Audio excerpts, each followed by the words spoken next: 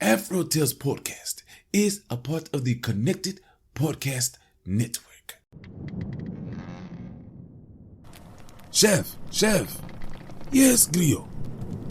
Don't you love how we get to share our stories and recipes? Yes, I enjoy it greatly. Do you know what makes it possible for everyone to hear us? Yes, Glio. Our voices, obviously. True, but it's also Anchor, a hosting platform that distributes the podcast to places like Spotify, Apple Podcasts, and others. Oh, yes. And isn't everything needed to make a podcast in one place? That's correct. And the best thing of all, Chef, it's free. Free, you say? Free. And all I had to do is download the Anchor app or go to anchor.fm to get started. So, you just had to download the Anchor app or go to anchor.fm to get started. Yep. Download the Anchor app or go to anchor.fm and do what we're doing now. Fantastic, Grio. Simply fantastic. I know, Chef. I know.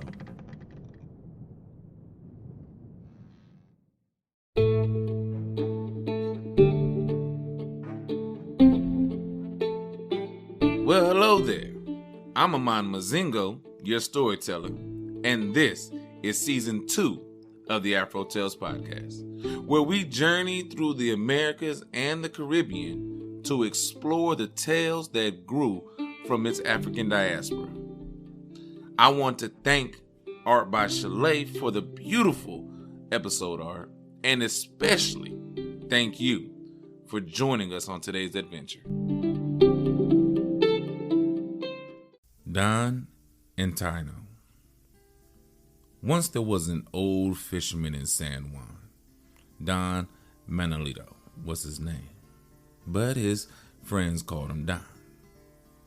He was tall and thin, with a head full of graying silver hair. He had a sad, childlike smile. Don lived in a little hut at the edge of town. No one really knew how he came to settle in San Juan. Some people said he had come from a remote part of Puerto Rico, sorrowful and broken-hearted after the death of his beloved wife. Don was a man of few words. He was kind and friendly, but he had no close friends except for his dog, Taino. Taino was a quiet, gentle creature with shining black hair and long pointed ears. Whether Don was going to the marketplace or walking around town, Taino was always accompanying him, running or walking by his side with his ears perked up and his tongue hanging out. Whenever a visitor came to Don's hut, Taino would sit at Don's feet, just listening to the conversation. Don usually went fishing several days a week, and he never set sail without Taino walking him to the edge of the sea. There, Taino would remain until Don came rowing his boat back in every evening. Don always saved the best fish for their evening meal. Soon after returning home, the delicious smell of food filled the air, and anyone who came through their door at that moment was sure to get a warm welcome and a good meal.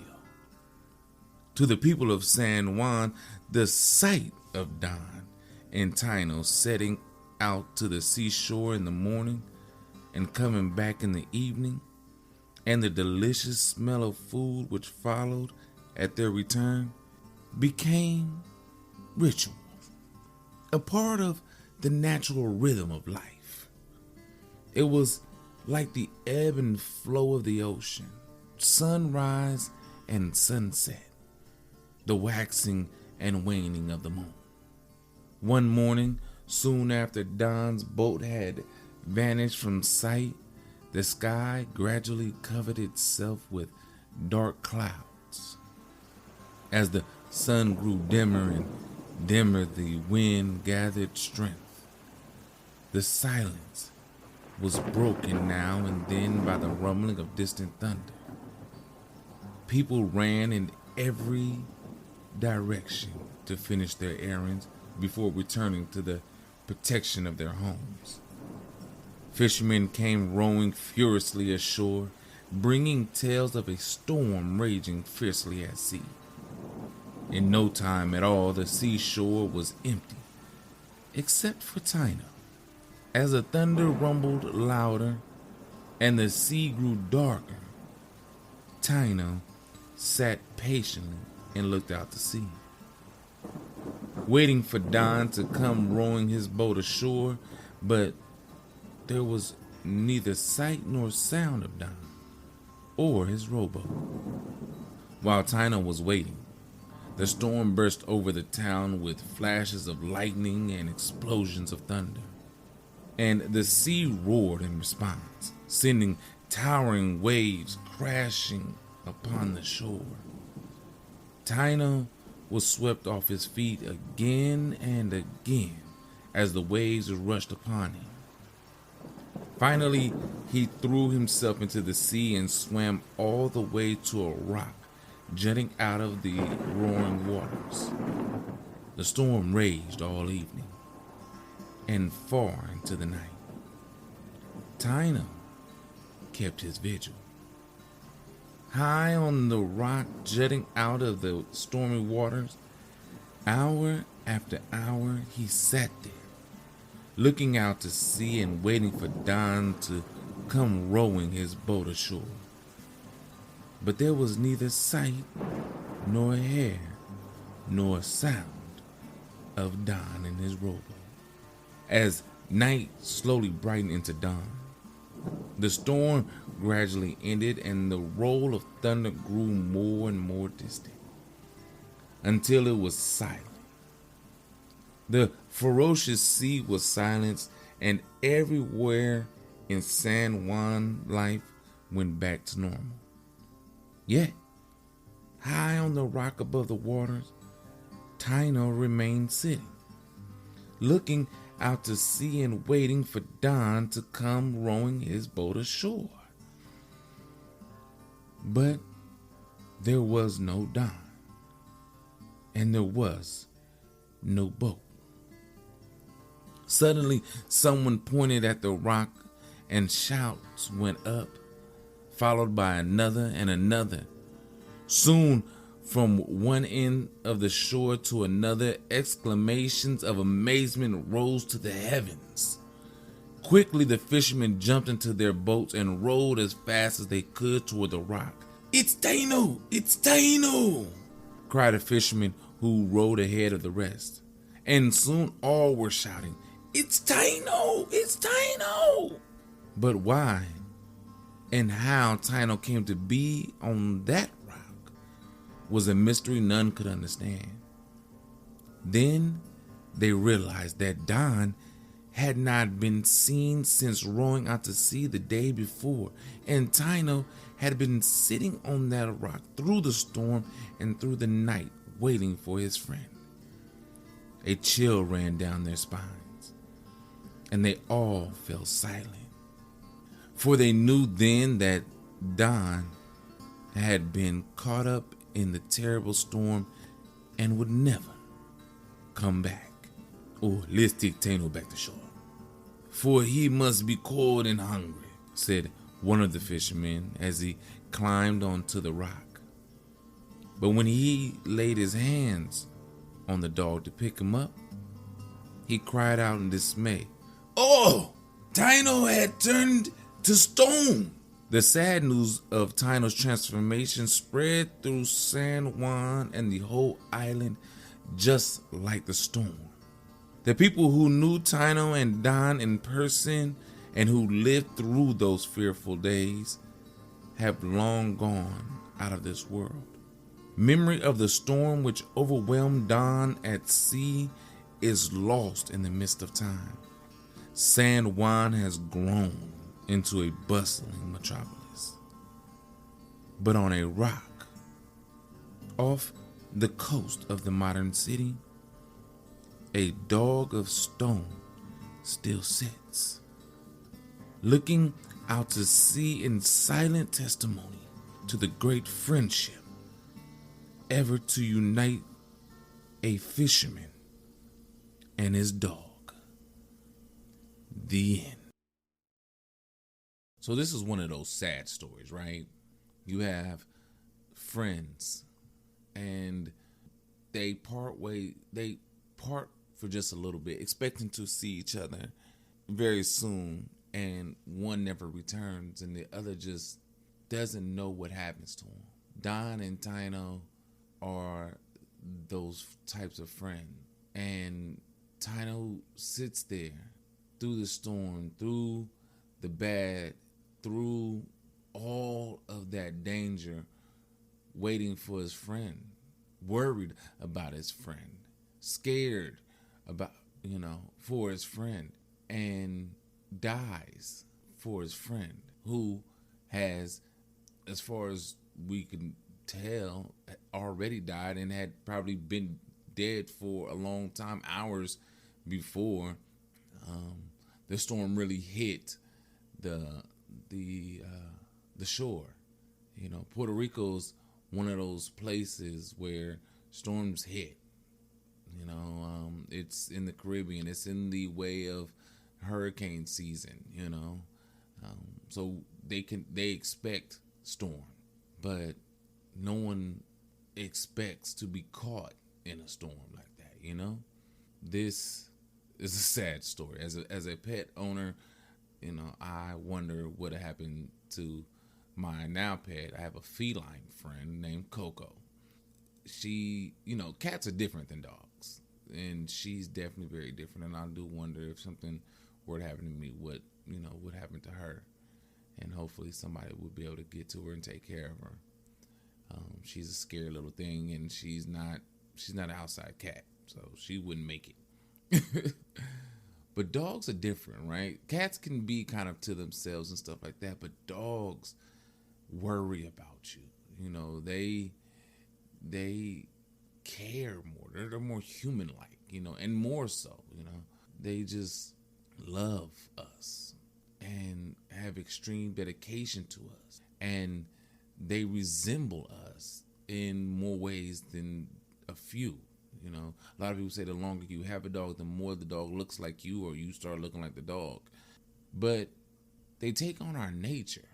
If you're a good person, a lot of times your dog is nice and kind, just like you. If you got some evil in you, a lot of times your dog, expresses those evils.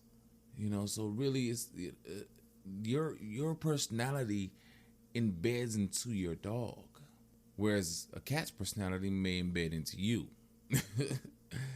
But if you want to see Taino, Amigo, or whatever they call him, from wherever a story is being told at that moment, if you want to see this loyal friend, he's still there.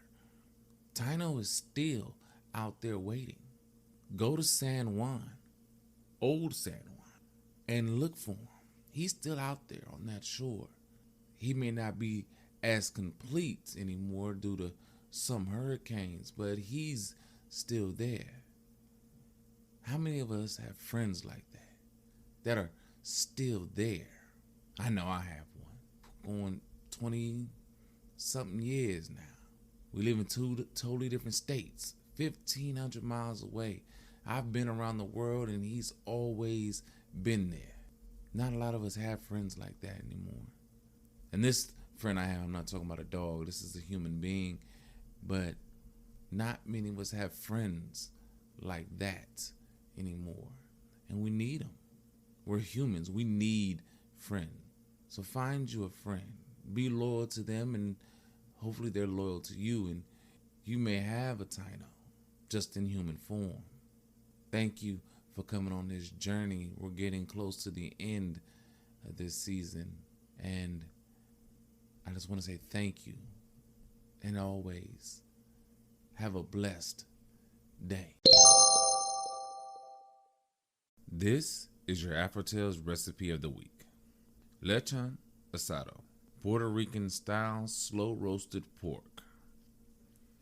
Ingredients: 1 tablespoon whole black pepper, 1 tablespoon cumin, 1 tablespoon oregano, 1 bay leaf crushed, 2 tablespoons kosher salt, 1 tablespoon garlic powder, half teaspoon cayenne, 5 large cloves garlic mashed, 1/4 cup sour orange juice, 1/3 cup olive oil, 3 to 4 pounds bone-in pork butt or shoulder with the skin on or a nice layer of fat.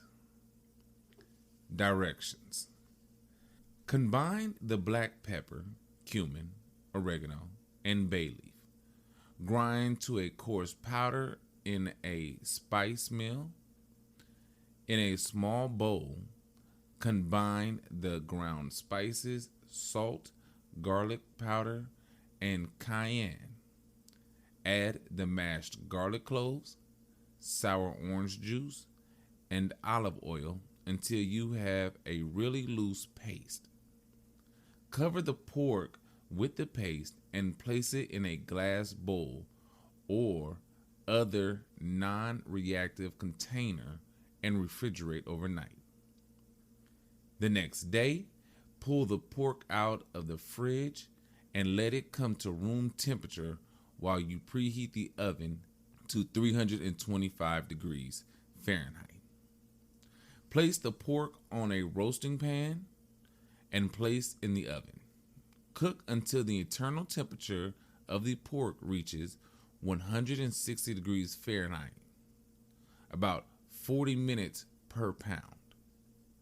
Remove the pork from the oven and cover loosely with foil. Let it rest for 10 minutes before slicing. Serve with rice and beans or slice thinly and serve it on a sandwich. That is your AfroTales recipe of the week.